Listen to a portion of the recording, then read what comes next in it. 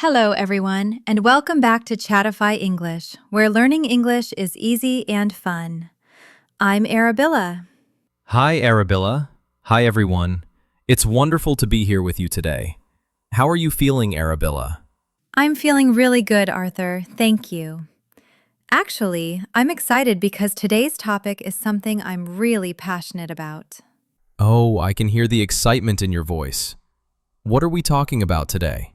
Today, we're going to talk about something that might surprise many of our listeners: how you can become a confident English speaker without learning thousands and thousands of words. Wait, really? That sounds almost too good to be true. Most people think you need to know so many words to speak English. Well, I know, right? But here's the thing, Arthur. It's not about how many words you know. It's about how well you can use the words you already have. Ah, wow. 65% from just 300 words. That's incredible. And if you know around 1,000 common words really well, you can understand and participate in almost 90% of daily conversations. That changes everything. So instead of trying to learn 10,000 words, we should focus deeply on these core words. Exactly. But here's the key word, Arthur: deeply. It's not just about recognizing these words, it's about truly owning them. Owning them. What does that mean exactly? Great question. Let me give you an example. Many students know the word get, right? Yes, of course. It's one of the first words we learn. But do they know how to use it in real life? Can they say, get up, get ready, get tired, get lost, get better, get along? Ah, I see. Knowing the word get is one thing, but using it naturally and So, step one is choosing your core vocabulary. We're talking about the most common 500 to 1,000 words. But here's the important part: make it personal. personal. What do you mean? Well, if you're a student, you need words like homework, assignment, deadline, study. If you work in an office, you need meeting, email, deadline, project. Ah, so we start with common words, but then add words from our own daily life. Exactly. Because you'll remember words better when they're connected to your real experiences. That makes so much sense. What's step two? Step two is never, ever learn a word alone. Always learn words in context, in real sentences. Can you give an example? Sure. Instead of just writing arrive equals to reach a place, write a full sentence like, I usually arrive at work at 9 a.m. That's so much more useful. You're learning the word and how to use it at the same time. Exactly. And here's a pro tip: say the sentence out loud. Maybe even record yourself. Recording yourself? That sounds a little scary for some people. Okay, let's talk about step four. I'm ready. What's step four? Once a week, tell a small story about your life using only your core words. A story about my life? Yes, it can be very simple. For example, yesterday I went to the supermarket. I bought fruit, bread, and milk.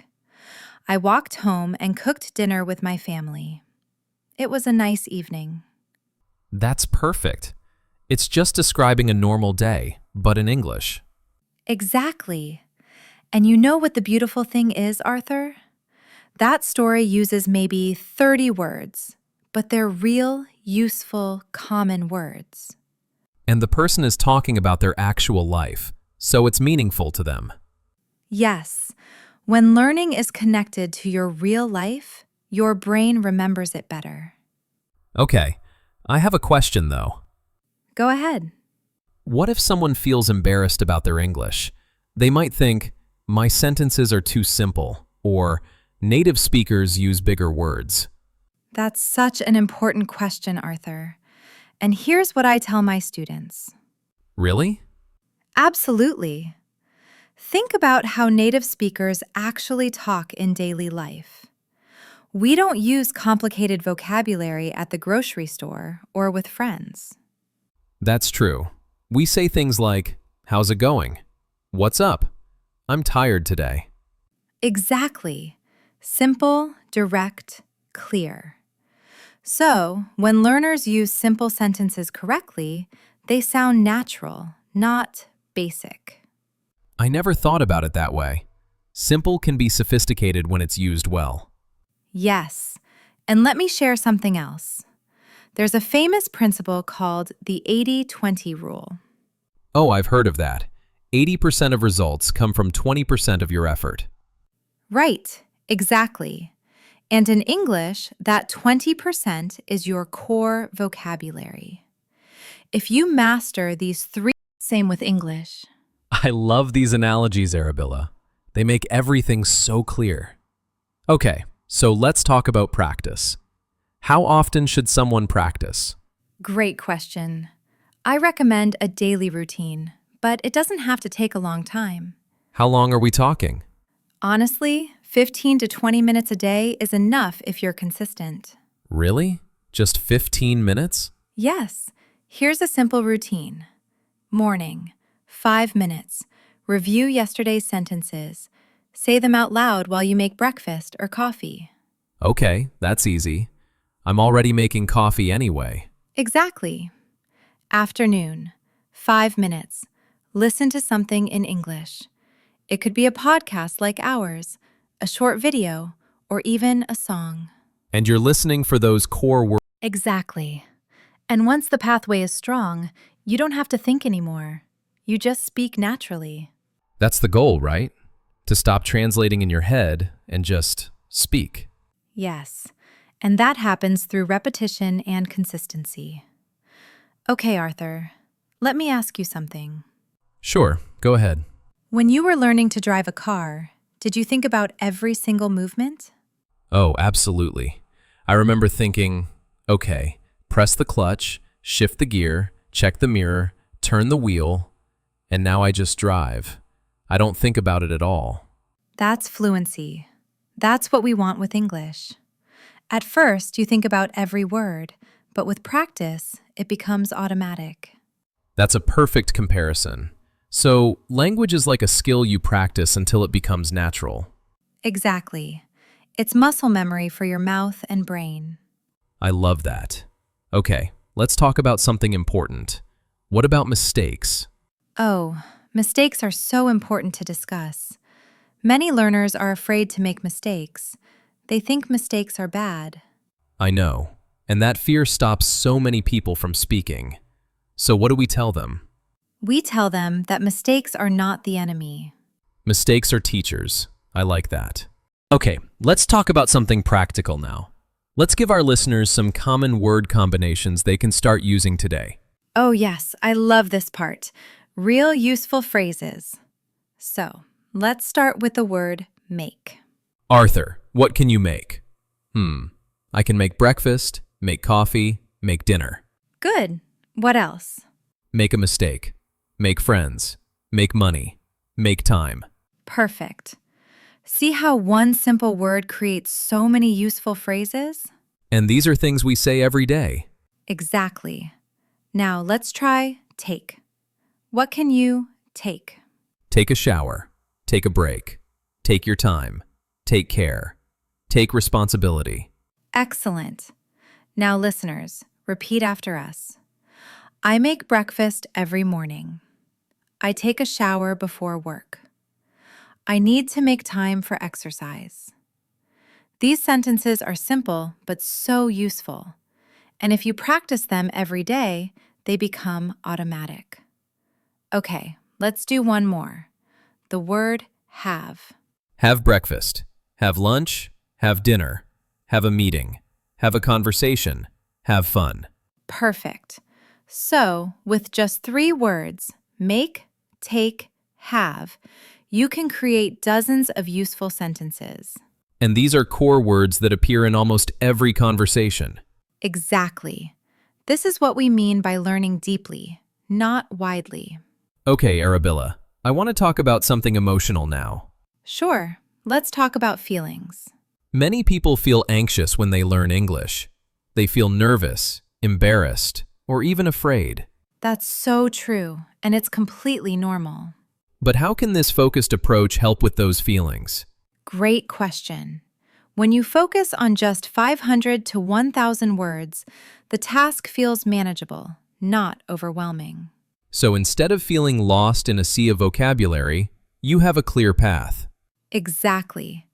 Imagine waking up tomorrow and knowing exactly what to do. Review 10 words. Write 3 sentences. Say them out loud. That sounds calm and organized. Yes, and when you complete that small task, you feel successful. And success builds confidence. Exactly. Every small win tells your brain, I can do this. So instead of feeling bad about what you don't know, you feel good about what you're learning.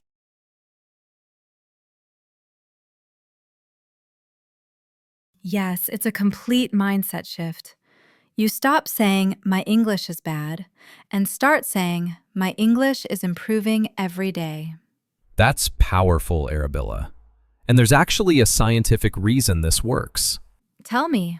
When you complete a small goal, your brain releases a chemical called dopamine. Dopamine. That's the happiness chemical, right? Exactly. It's your brain's reward system. It says, good job, that felt nice, let's do it again. So, small successes make you want to continue. Yes, and over time, studying English stops feeling like work and starts feeling like something you enjoy. That's the dream, right? When learning becomes fun instead of stressful. Absolutely, and it's completely possible with the right approach. Okay, let's talk about real-life situations now. Yes, let's make this really practical. Imagine I'm traveling to an English-speaking country. What core phrases do I absolutely need? Great question. Okay.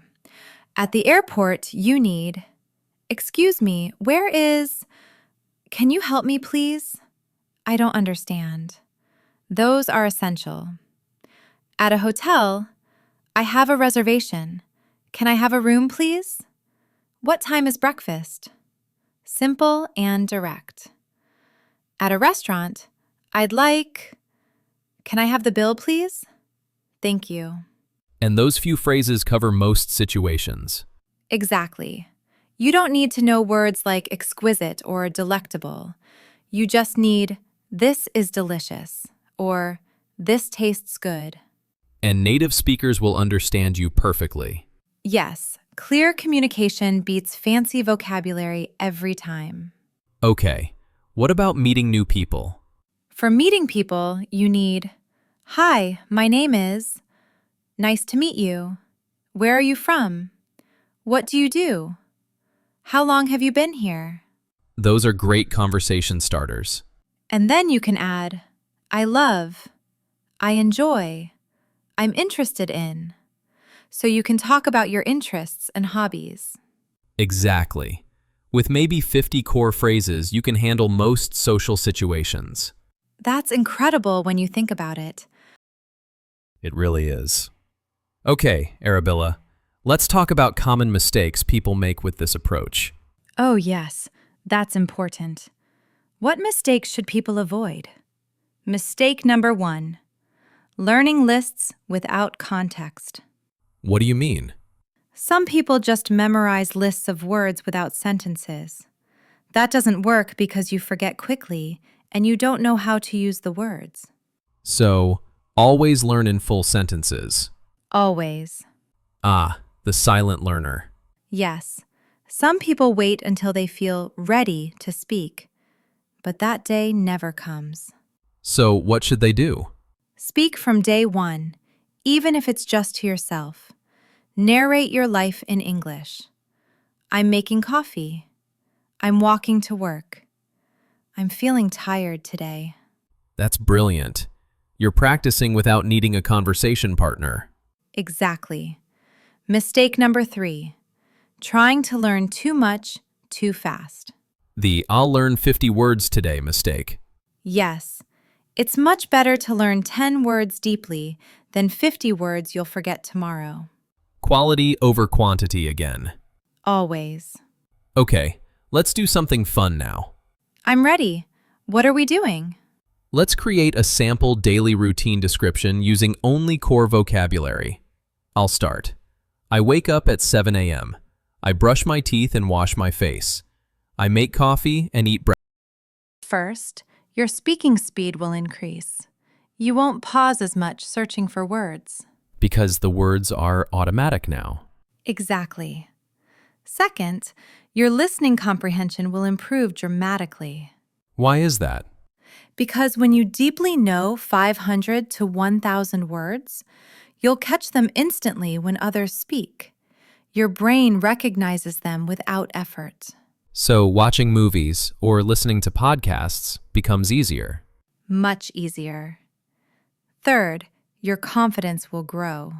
That's the most important one. Absolutely. When you can express your ideas clearly, even if simply, you feel proud and capable. And that confidence makes you want to speak more. Yes, it's a positive cycle. More practice leads to more confidence, which leads to more practice. What about after 6 months or a year? After 6 months to a year, most people experience what I call the fluency breakthrough. The fluency breakthrough. What's that? It's the moment when English stops feeling like a foreign language and starts feeling natural. Wow. You start thinking in English without translating. You dream in English. Sometimes you catch yourself speaking English automatically. That sounds amazing. It is. And the beautiful thing is, Okay, Arabilla, I want to share one more important concept. please do. It's called comprehensible input. Comprehensible input. What does that mean? It means listening to or reading English that is just slightly above your current level. Not too easy, not too hard. The Goldilocks zone. Exactly. And when you know your core 500 to 1,000 words really well, almost everything becomes comprehensible input because you understand the main structure and can guess new words from context. Yes, you might hear a new word, but because you understand the sentence around it, you can figure out the meaning. So, your vocabulary grows naturally just by listening and reading. Exactly.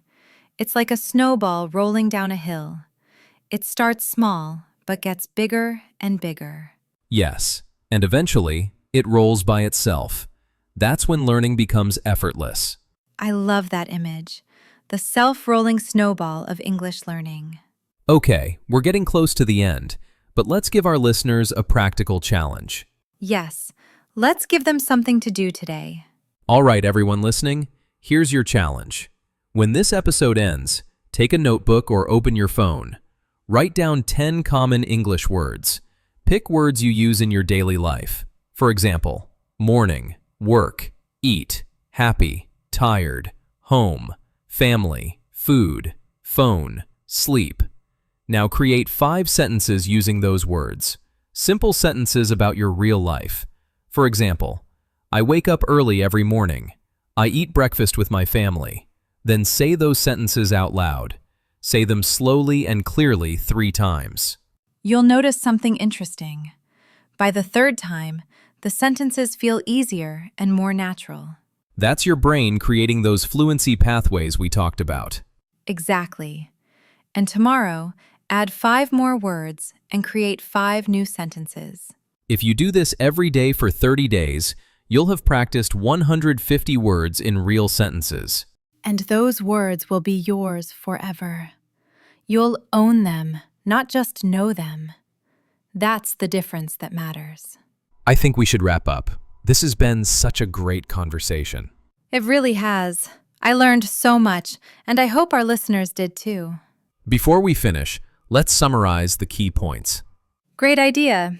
You don't need thousands of words to speak English confidently.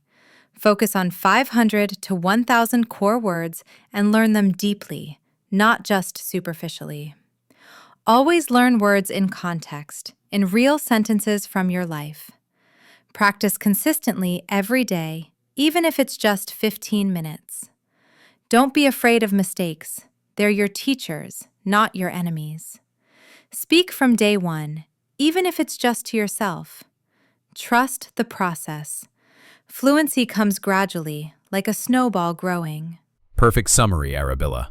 And remember, everyone, your English journey is personal. Don't compare yourself to others. Compare yourself to yesterday's you. Are you a little better today than yesterday? If yes, you're succeeding. And if not, that's okay too. Tomorrow is a new day. Learning English is not a race, it's a journey. Enjoy each step. We hope this episode gave you hope, confidence, and practical tools. If you enjoyed it, please subscribe to Chatify English.